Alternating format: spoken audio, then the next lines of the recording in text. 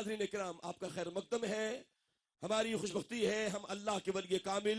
شہباز طریقت،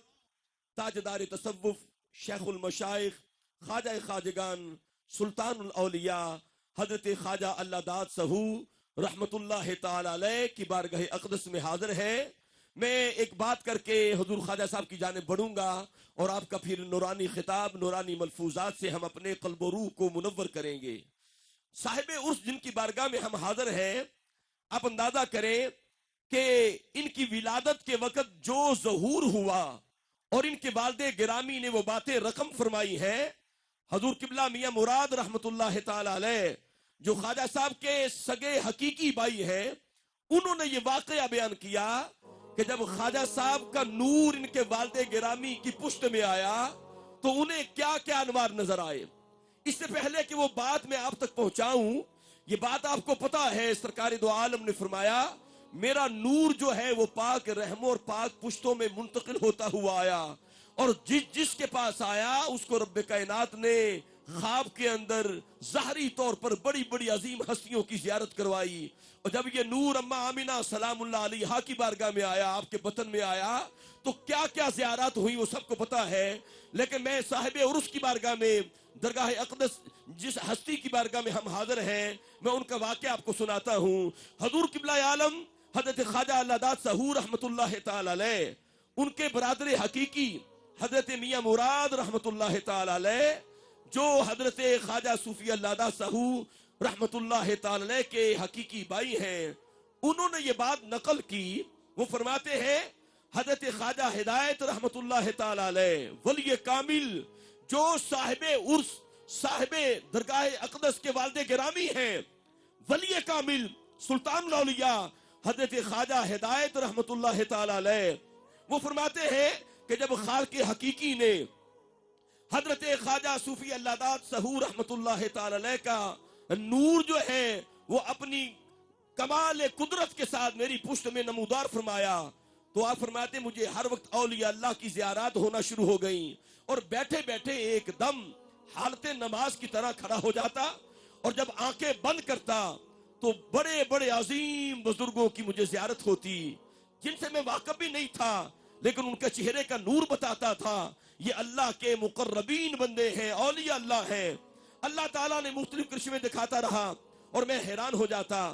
صاحب عرس کے والد گرامی فرماتے ہیں یہ جلوے عجیب اور فیض و کرم کے ساتھ میرے وجود میں ہونے لگے،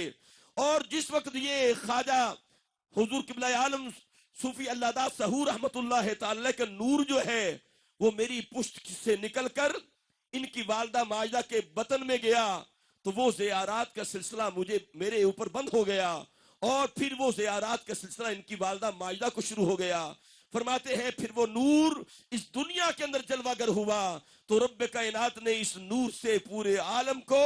ہدایت کا نور عطا فرمایا. یہ صاحب عرس وہ ہیں کہ جن کی ولادت پر ان کے والد کو اور ان کی والدہ کو بڑے بڑے اولیاء اللہ کی زیارت ہوا کرتی تھی. آئیے بڑھتے ہیں درگاہ اقدس کے سجادہ نشین کی جانب. وہ عظیم ہستی جو ہماری آنکھوں کی ٹھنڈک ہے، ہمارے دلوں کا چین ہے، اور وہ عظیم ہستی جن کی صحبت میں آنے والا، جن کی رفاقت اور سنگت میں آنے والا، ان کے اخلاق کریمانہ کیسا گرویدہ ہوتا ہے کہ وہ انہی کا ہو جاتا ہے. میری مراد درگاہ اقدس کے سجادہ نشین، معاون وزیر اعلیٰ پنجاب، پیکر محبت، پیکر شفقت، ولی کامل، خواجہ خواجگان حضرت خواجہ نور محمد ساہو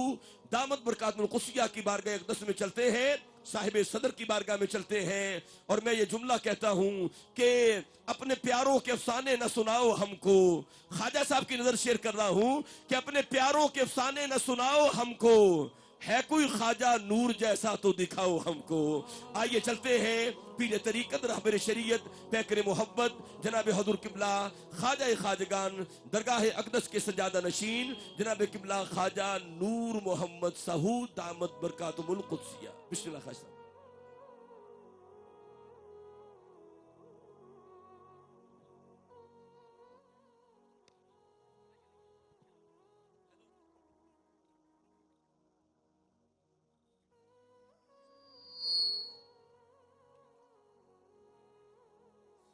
نگاہ ولی میں یہ تاثیر دیکھی،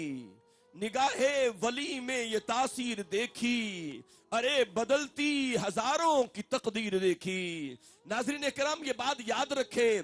بری نظر بندے کو بیمار کر دیتی ہے۔ بری نظر جو ہے، یہ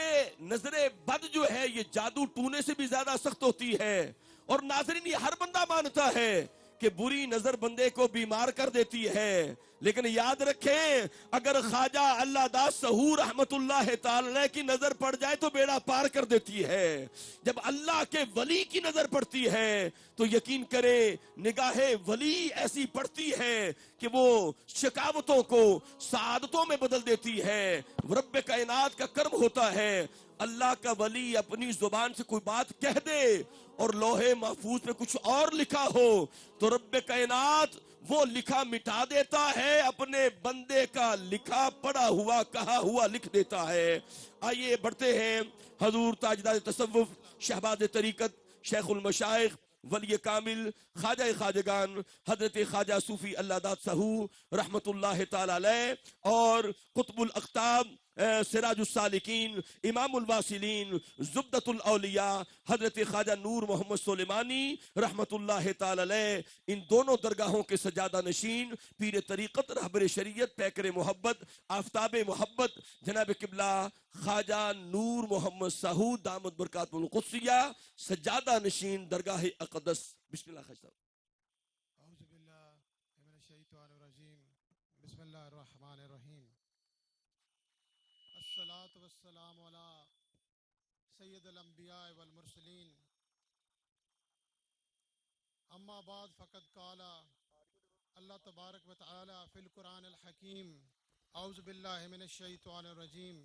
بسم اللہ الرحمن الرحیم۔ ما کان محمد ابا احد من رجالکم ولکن رسول اللہ وخاتم النبیین بکل شیء علیما وصدق اللہ العظیم وصدق رسولہ النبی الکریم الامین۔ الا ان اولیاء اللہ لا خوف علیہم ولا هم یحزنون۔ الحمد للہ رب العالمین۔ اللہ تبارک و تعالی کا میں شکر بجا لاتا ہوں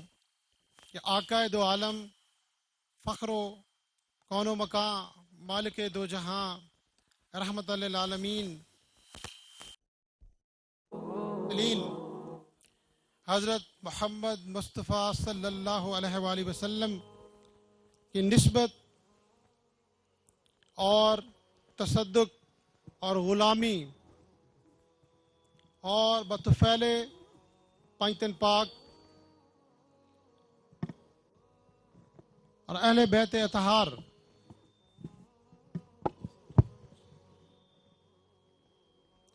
صحابہ کرام ان کے تصدق سے ہمیں یہ اعزاز نصیب ہوا۔ ہماری خوش نصیبی ہے کہ ہمیں یہ نسبت، یہ توفیق اور یہ فیضان عطا ہوا۔ اس کی بنیادی وجہ یہ اولیاء اللہ ہیں کہ جن کے ذریعے سے ہمیں یہ دین اسلام کی نعمت عطا ہوئی۔ ان کے تصدق سے اور ان کی خدمات سے رضا الہی کے لیے جو حقیقی قربانیوں سے آج ہم کلمہ حق کی صدائیں سر بلند کر رہے ہیں، یہ شیخ المشائخ، تاجدار تصوف، باب تصوف، خواجہ خواجگان، شہباز طریقت، حضور حضرت خواجہ صوفی الاداد سہو رحمت اللہ تعالی علیہ، چشتی، نظامی، فخری و نوری سلیمانی، آپ کے 135ویں سالانہ 2 روزہ عظیم الشان عرس مبارک کی اس تقریب سعید، جو کہ بر صغیر پاک و ہند کی عظیم روحانی ہستی اور اللہ کے ولی کامل ہیں، آپ کے اس عرس پاک کے موقع پر میں نہایت ہی عقیدت اور احترام سے آپ سب کو خوش آمدید کہتا ہوں اور مبارکباد پیش کرتا ہوں۔ اس کے اندر ہمارے پاکستان کی نمائندہ درگاہیں، اس کے معزز محترم قابل عزت مشائخ عظام، علماء کرام، واجب القدر، انتہائی محترم میرے دوست احباب، ارکان پارلیمنٹ، ممبران صوبائی و قومی اسمبلی، دیگر سلاسل چشتیہ، سہروردیہ، نقش بندیہ، قادریہ، ان تمام تر سلاسل کے مشائخ عظام موجود ہیں، اور یہ الحمدللہ ایک اس درگاہ اقدس سے ایک اتحاد امت کا ایک میسج آتا ہے کہ یہاں پر ہر مکاتب فکر کے لوگ موجود ہیں، ہمارے قابل عزت مہمانان گرامی، جن میں آپ کو اہل سنت، اہل تشیع، فقہ، حنفیہ، بریلوی، دیوبندی اور اہل حدیث، تمام تر مکاتب فکر کے معزز محترم شخصیات موجود ہیں، اور اس کے علاوہ ملک بھر سے اور پاکستان سے باہر مختلف جگہوں سے، میں پورے عالم اسلام اور پوری دنیا میں ہمارے جہاں جہاں پہ ہمیں یہ دیکھا جا رہا ہے پوری دنیا میں ARYQ TV کے ذریعے سے، میں تمام احباب کو دل کی گہرائیوں سے اس موقع پہ مبارکباد بھی پیش کرتا ہوں اور خوش آمدید بھی کہتا ہوں، چونکہ آج الحمدللہ ہم اس عرس پاک کی محفل سماع چراغان کی نشست کے اندر موجود ہیں، اور اس کے اندر ہمارے سلسلے کی جو سب سے بنیادی میں سمجھتا ہوں کہ ایک نسبت کا جو فیضان ہے، وہ آقا کریم رحمت للعالمین، خاتم النبیین، رحمت دو عالم، آقا کریم صلی اللہ علیہ وآلہ وسلم کے تصدق اور نسبت سے، اور منبع ولایت مولا کائنات حیدر کرار حضرت مولا علی مشکل کشا علیہ السلام کا یہ فیضان، چونکہ اس سلسلے کا، اس درگاہ اقدس کا جو تعلق نسبت در نسبت، بیت در بیت 33ویں مقام پہ جا کر، درمیان میں 33 درگاہیں اور اولیاء کاملین موجود ہیں نسبت در نسبت، اور پھر جا کے یہ سلسلہ مولا کائنات علیہ الصلوۃ والسلام کی بارگاہ میں جا کر مل جاتا ہے۔ تو میں ہدیہ عقیدت پیش کرنے کے لیے مولا علی المرتضیٰ علیہ الصلوۃ والسلام کی بارگاہ میں کچھ پیش کرنا چاہتا ہوں۔ علی مولا رندان جہاں ہے، علی مولا رندان جہاں ہے، علی نور خدا کا رازداں ہے، علی کی ضرب ہے ضرب الہی، علی کا نام نصرت کا نشان ہے، علی ہے کربلاؤں کی حقیقت، علی کی داستان کیا داستان ہے، علی کی یاد سے ہنستی ہے بہاراں، علی سے بغض عرفاں کی خزاں ہے، علی غالب علی ارض و سماوات، علی داماد شاہ ہر جہاں ہے، علی خیبر شکن شیر الہی، علی مشتاق قلب آسماں ہے، علی ہے واقف راز حقیقت، علی شر طریقت کا بیاں ہے، علی نے دین کو سینچا لہو سے، علی باغ نبی بے گلفشاں ہے، علی کے عین کے گوہر نرالے، علی خود مدن علم نہا ہے، علی ہے ساقی تسنیم کوثر، علی خود تشنہ لب تنشہ زباں ہے، علی ہے لا فتح لا سیف والا، علی لیکن رضا کا پاسبان ہے، علی کے فیض سے لاہور روشن، علی کے دم سے اجمیری نشان ہے، علی کا نام ہے کلیر میں صابر، علی سے خسرو شیریں زباں ہے، علی کہیں نظام دہلوی ہے،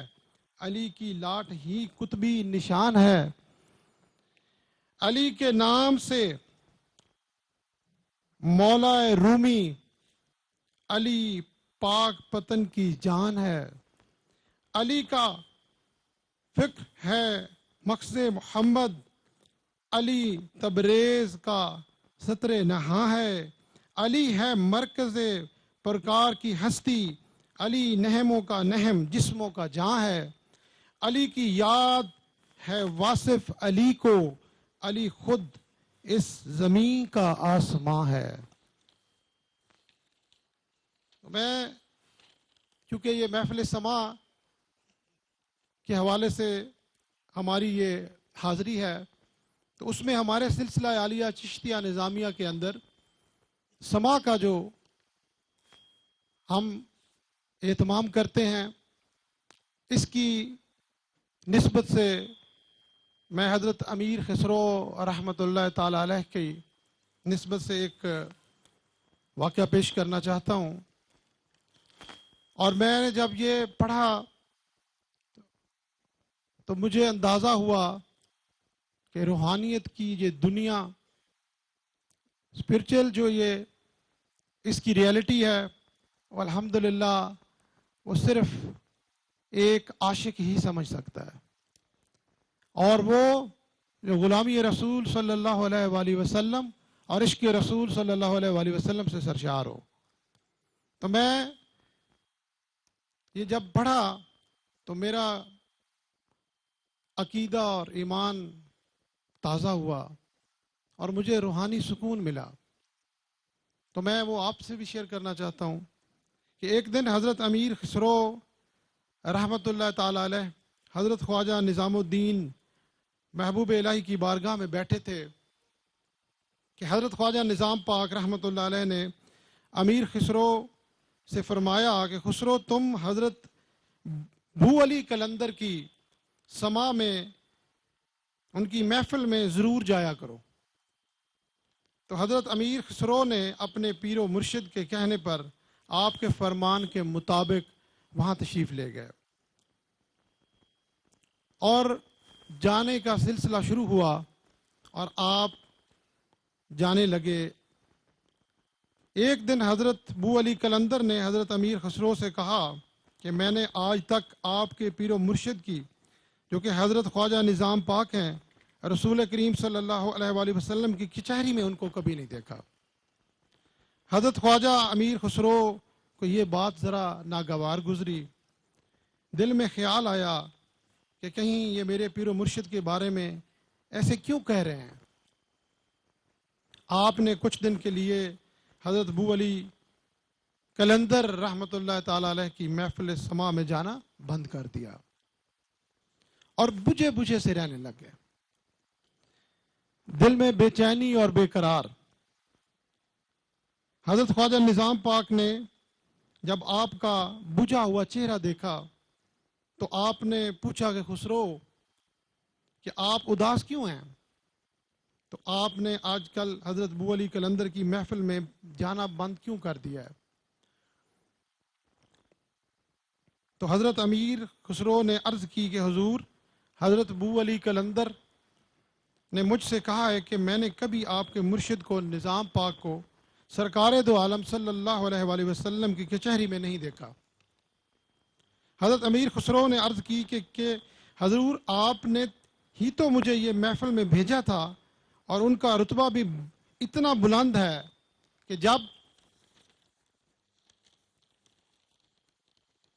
انہوں نے یہ بات کی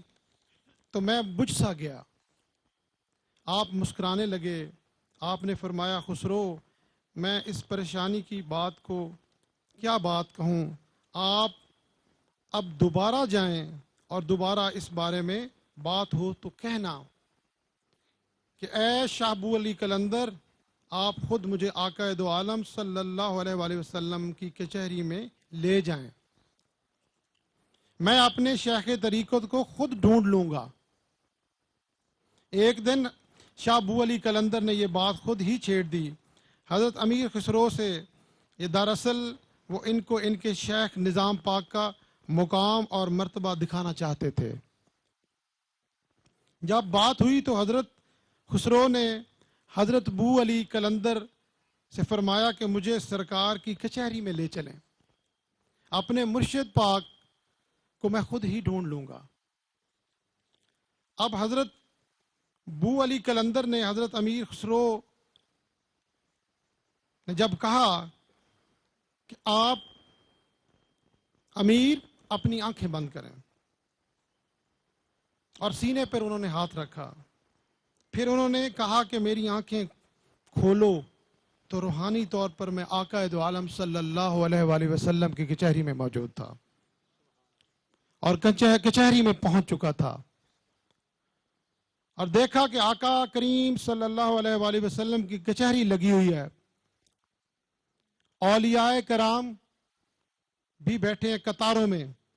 اب خسرو نے ایک ایک کر کے اولیاء اللہ کے چہرے کو دیکھنا شروع کر دیا، لیکن ان کو ان کے شیخ کہیں نظر نہیں آئے۔ حضور نبی کریم صلی اللہ علیہ وآلہ وسلم نے فرمایا، خسرو کیا دیکھ رہے ہو؟ عرض کی کہ یا رسول اللہ صلی اللہ علیہ وآلہ وسلم، میں اپنے شیخ کو تلاش کر رہا ہوں۔ آپ صلی اللہ علیہ وآلہ وسلم نے فرمایا، خسرو ذرا اس سے بھی اوپر والی کچہری میں جاؤ، یہ سب پہلی کچہری ہے، اس سے اوپر والی کچہری میں جاؤ، وہاں اس سے اوپر درجے کے اولیاء اللہ موجود ہیں۔ امیر خسرو اوپر گئے تو دیکھا وہاں پہ حضور نبی کریم صلی اللہ علیہ وآلہ وسلم جلوہ فرما ہے، اور اس سے اعلیٰ درجے کے اولیاء کاملین موجود ہیں۔ حضور نبی کریم علیہ الصلوۃ والسلام نے جب اوپر بھیجا تو دیکھا کیا کہ وہاں پہ ان کو وہاں بھی اپنے مرشد نظر نہ آئے، حتیٰ کہ یہ آخری کچہری تک پہنچ گئے، دیکھا کہ وہاں پہ بھی مرشد پاک موجود نہیں ہیں۔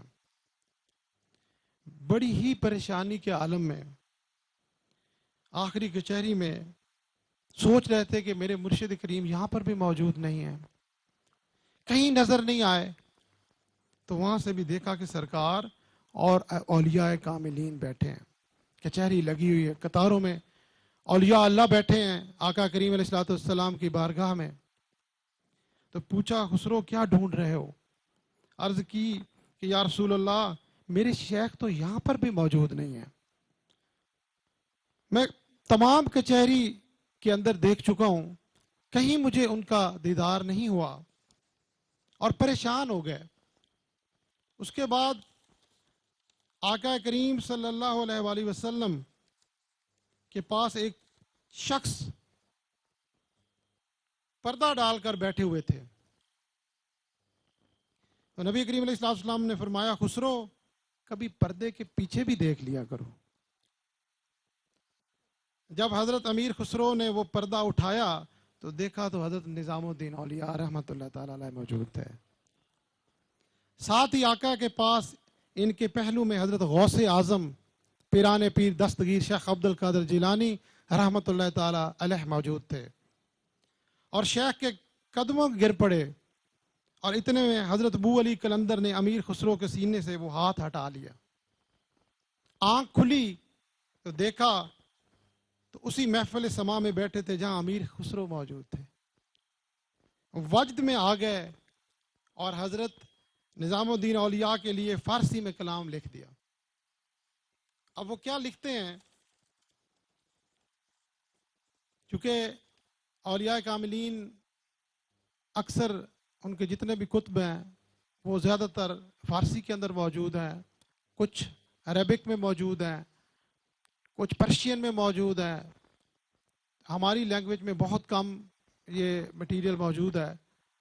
تو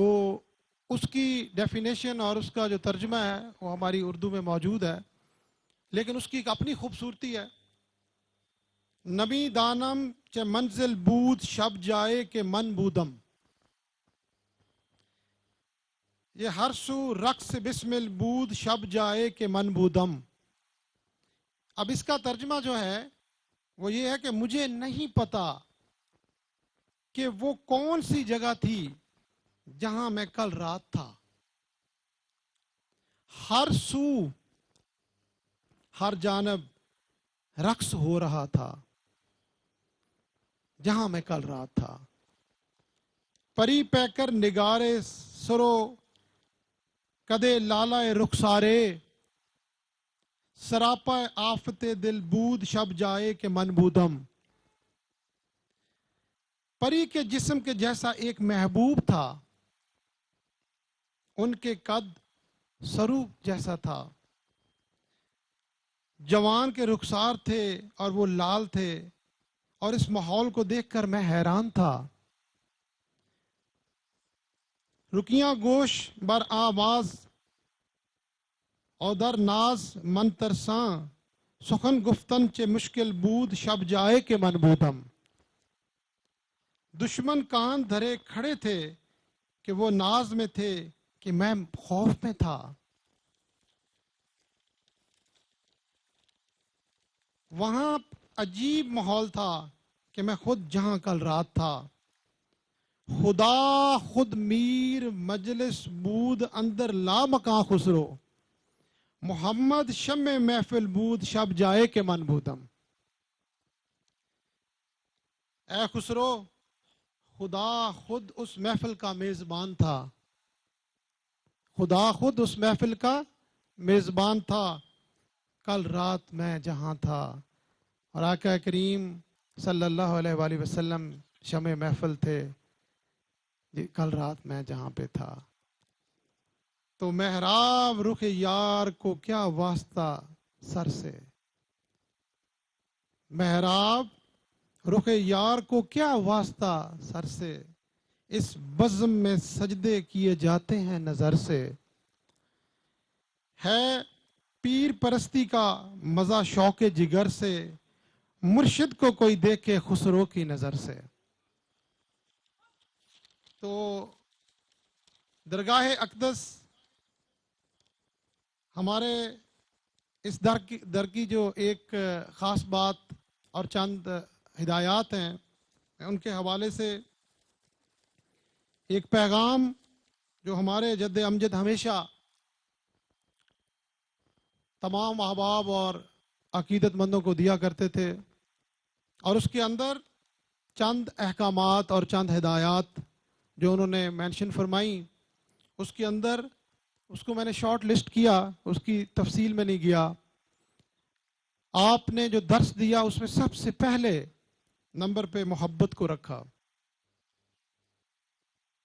اور نمبر 2 پہ عزت، پھر آپ فرماتے ہیں امن، درگزر، وفا، مخلص پن، کامل ایمان، سچا یقین، عاجزی و انکساری، رہنمائی، آسانی، خدمت خلق، قرآن و حدیث پر عمل کرنا اور سنت رسول صلی اللہ علیہ وآلہ وسلم کی پیروی کرنا، اور اہل بیت اطہار سے محبت، اولیاء کاملین کی ہدایت پر عمل، صحابہ کرام انبیاء علیہ السلام سے عشق اور غلامی، اور ایمانداری، امانت داری، حسن اخلاق، تمام مسالک فقہ اور سلاسل کا دل سے احترام کرنا، اور تقدس کا خیال رکھنا، توبہ و استغفار کی کثرت کرنا، ہمہ وقت درود پاک آقا کریم صلی اللہ علیہ وآلہ وسلم پر نچھاور کرنا، حضور نبی کریم علیہ السلام میں ہمہ وقت درود السلام پیش کرنا، اور تیسرے کلمے کی کثرت کرنا، نوافل برائے توبہ، نوافل برائے شکرانہ، اور نوافل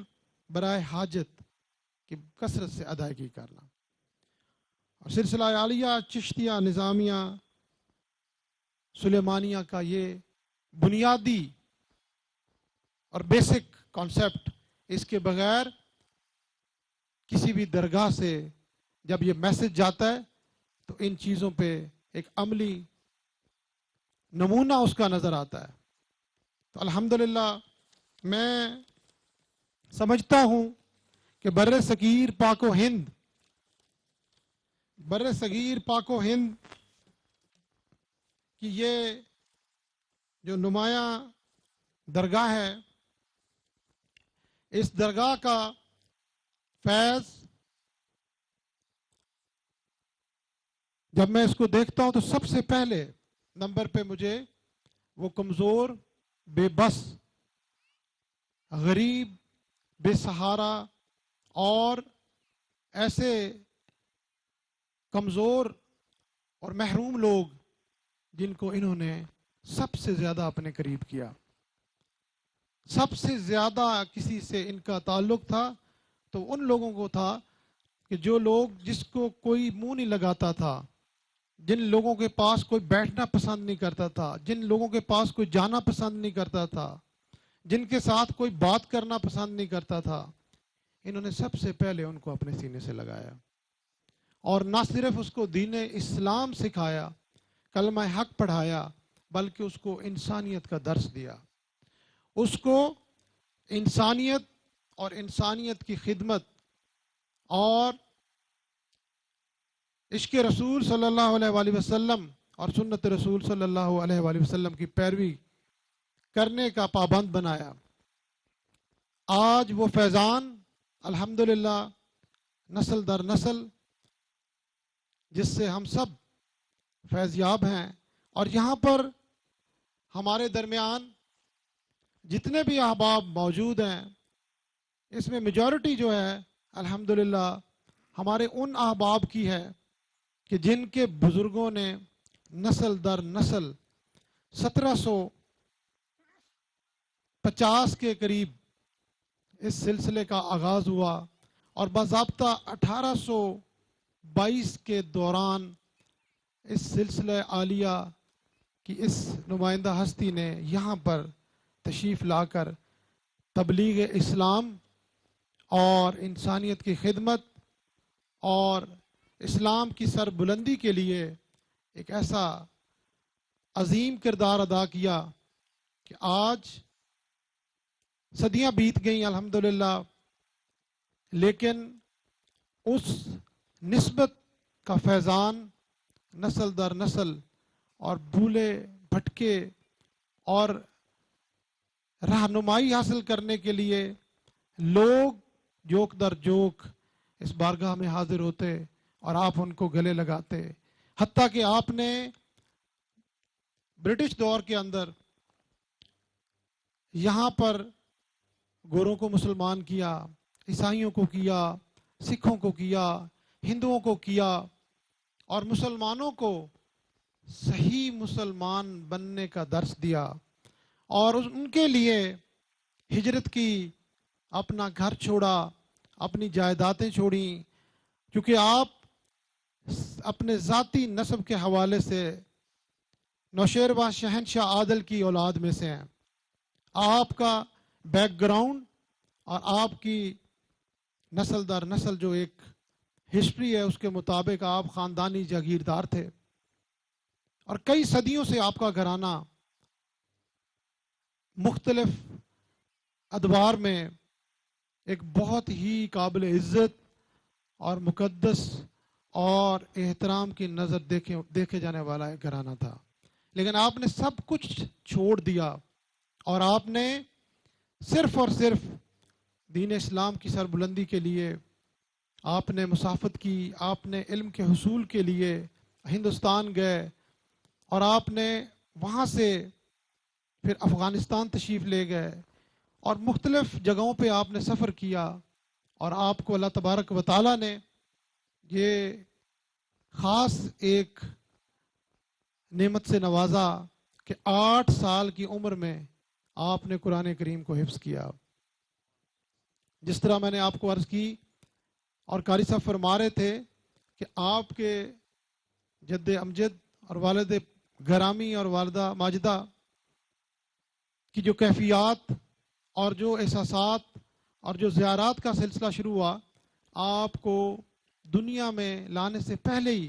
اللہ تبارک و تعالیٰ نے منتخب فرما لیا۔ آپ ان اولیاء کاملین میں سے ہیں جن کو اللہ تبارک و تعالیٰ نے پہلے منتخب فرمایا اور بعد میں پیدا فرمایا، اور ان سے دین کا کام لیا، ان سے انسانیت کی خدمت کا کام لیا، اور ان سے وہ کردار اور عمل کروائے کہ آج صدیاں بیت گئی، لیکن اس فیض میں، جس فیض کی وجہ سے آج ہم سب یہاں پہ اکٹھا ہیں، اور آج اس سلسلے میں عرس پاک کی یہ تقریب ہے، اور اس کے اندر جتنے بھی احباب یہاں پر تشریف فرما ہیں، ہر وہ فرد، ہر وہ شخص، ہر وہ پرسنالٹی میرے لیے قابل عزت ہے، اور حقیقت میں اتنی بڑی ہستیاں موجود ہیں کہ میں اگر نام لینا شروع کروں تو اس کے لیے مجھے بہت وقت درکار ہے، اور اگر میں کسی کا نام لوں اور کسی کا نہ لوں تو وہ میرے لیے ایک بڑی بے چینی کا باعث ہوگا۔ اور ہر وہ فرد، چاہے وہ اس سیٹ اپ سے باہر ڈیوٹی کر رہا ہے، چاہے اس نظام کا حصہ ہو کے لیکن بظاہر موجود نہیں ہے، ہمارے لیے وہ بھی قابل عزت ہے۔ اور جتنی شخصیات آئیں، مریدین آئے، عقیدت مند آئے، مختلف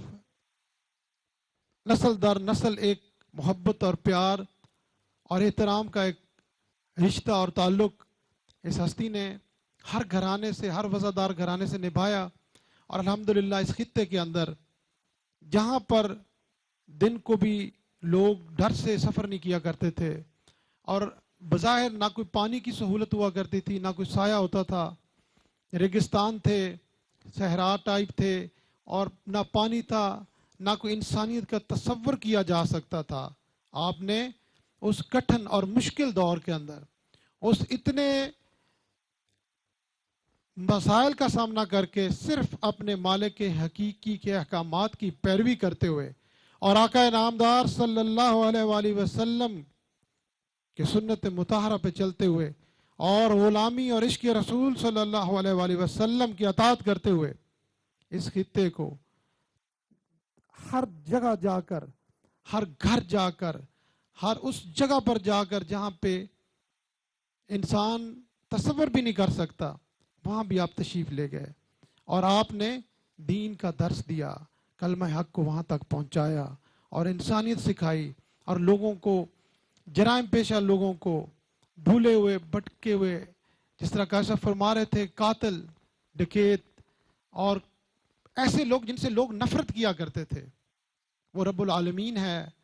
یہ اس کی مخلوق ہے، وہ جس کو چاہے، جس کی جو ادا چاہے پسند فرما لے، جس کو چاہے ہدایت عطا فرما دے، جس کو چاہے اپنا بنا لے، اور جس کو چاہے نواز دے۔